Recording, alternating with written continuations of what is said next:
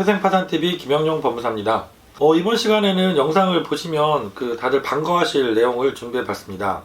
최근에 주택임대차보호법 시행령 개정이 있었습니다. 그래서 2023년 2월 21일부터 시행에 들어가 있는데요.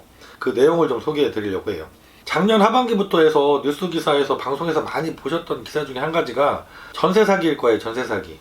그래서 이 전세 사기를 당하셔서 보증금을 통째로 다 날리시고 이렇게 보증금을 다 찾지를 못해서 고생하시는 분들이 지금도 많이 계신 것 같아요. 그 이유에서 정부에서 여러 가지 대책들을 발표하고 있고, 그 중에 일환으로 이번에 주택임대차보호법 시행령 개정이 있었습니다. 주택임대차보호법 시행령 개정된 내용은, 우리가 소액보증금을 갖고 계신 임차인들 같은 경우는 법에서 일정한 규모의 보증금은 최우선적으로 보호를 해주는 규정을 두고 있거든요. 예를 들어서 집주인 집이 경매에 들어갔을 때 다른 채권자들보다, 심지어 저당권자보다도 앞서서 배당을 받을 수 있는 그런 권리를 부여를 하고 있는데, 이 부분이 이번에 많이 상향 조정이 되었습니다. 그래서 오늘은 그 내용을 좀 설명을 드려보려고 합니다. 제가 준비한 화면을 먼저 보여드리면서 설명을 드릴게요. 네, 이번에 개정된 법률은 주택임대차보호법 시행령 제10조하고 11조 규정입니다. 이 법률 조문이 좀 복잡하잖아요. 그래서 제가 이거를 간단하게 표로 좀 정리해 봤습니다.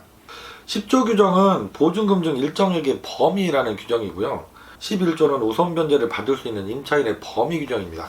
그 내용을 설명드려보면, 이 소액 임차인의 권리를 보호하고 있는 규정이 모든 임차인들이 다 해당되는 게 아니에요.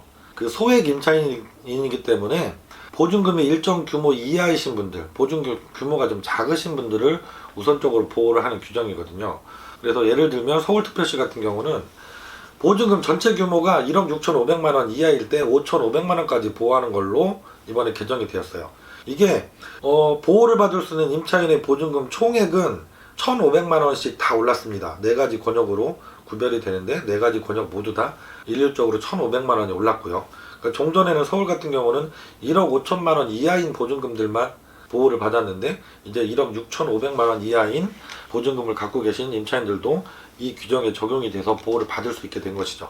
그래서 1억 6,500만 원 이하의 보증금을 갖고 계신 분들은 5,500만 원까지 최우선적으로 경매에서 배당도 받고, 그리고 압류금지 재산으로 규정이 또 민사집행법에 되어 있거든요. 그래서 채권자가 압류도 들어올 수 없는 그런 금액으로 보호를 받게 됩니다.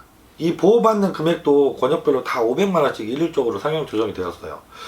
두 번째 지역 보시면 광일억제 권역, 그리고 세동특별자치시, 용인시, 화성시, 김포시 포함하는 지역까지 1억 4,500만 원 이하일 때 4,800만 원까지 보호를 받는 걸로 이번에 상향 조정이 되었습니다.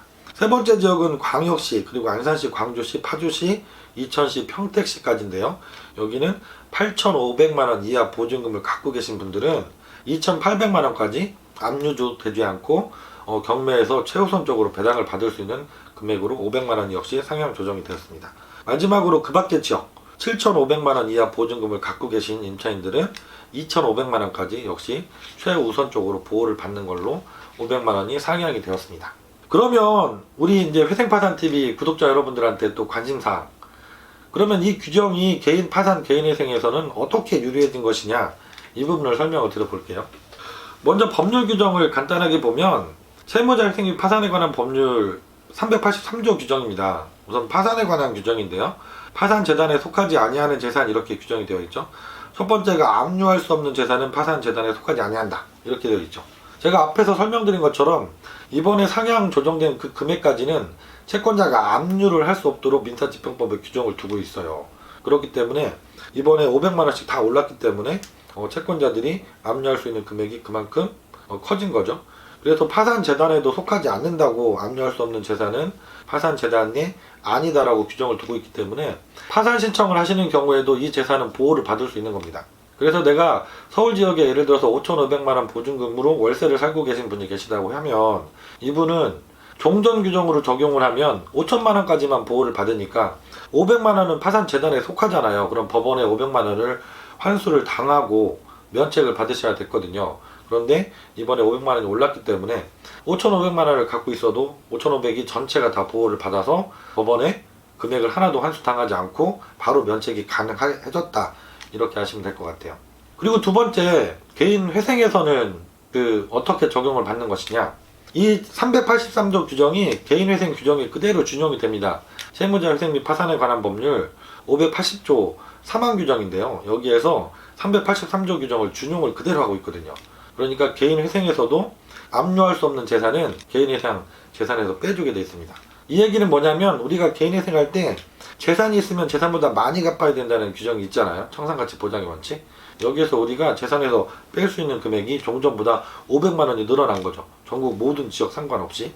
그래서 종전보다 개인회생을 신청하실 때 임대 보증금을 갖고 계신 임차인분들이 신청하실 때는 500만 원 변제금이 줄었다 이렇게 생각을 하시면 될 것 같아요. 내가 3년 동안 내야 되는 금액이 총 500만 원 줄었다 이렇게 생각을 하시면 됩니다.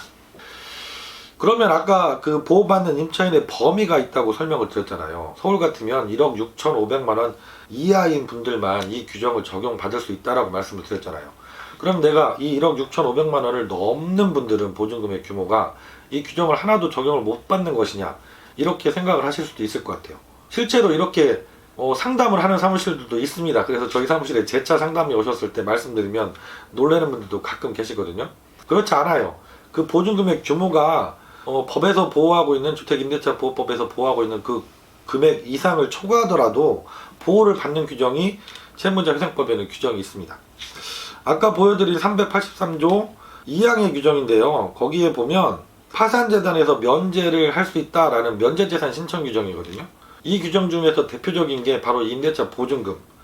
그 금액이 압류금지 채권 범위보다 높은 경우, 최우선 변제 범위보다 높은 경우죠. 서울 같으면 1억 6,500만 원을 초과해서 1억 7천 2억 이렇게 보증금을 갖고 계신 분들의 경우에 법원의 면제재산이라는 것을 신청해서 결정을 받으시면 역시 마찬가지로 5,500만 원까지는 재산에서 뺄 수가 있습니다.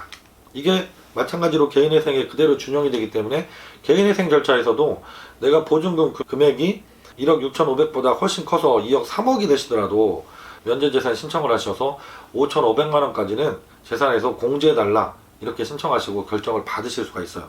그래서 내가 그 금액을 임차인의 범위 금액을 초과하더라도 해당이 될 수 있다 이렇게 꼭 알고 계시면 좋을 것 같습니다. 오늘은 너무 반가운 소식이에요.